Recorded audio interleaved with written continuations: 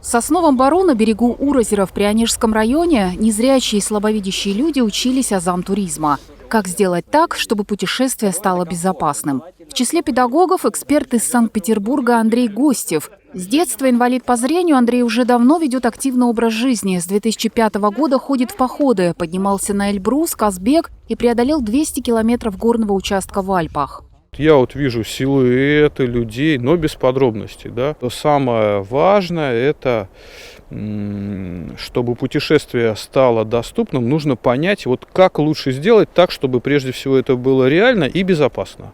То есть палатку мы положили, разложили в том пятачке, где мы планируем его поставить. Руководитель Федерации спортивного туризма Карелии Станислав Максимов – еще один эксперт. После теоретической части – практика.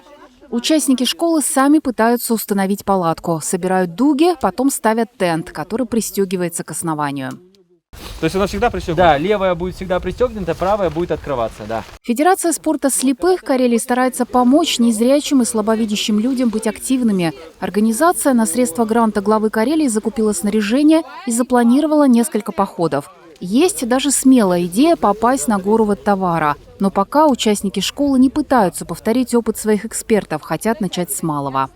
Допустим, Андрей ходит в походы там 100-150 километров. Станислав ходит в походы 250-380 километров. Ну а для нас, я вот думаю, что если мы сходим этим летом в поход на 25 километров, это уже будет для нас достижение. Мне нравится это. Мне нравится не в том плане, что мне лично нравится. Мне нравится помогать тем, кто не может себе помочь.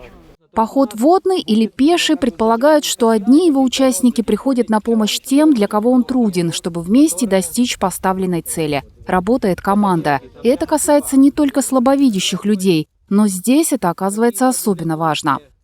Юлия Кучеренко, Алексей Миронов. Служба новостей. Уразера, Прионежский район.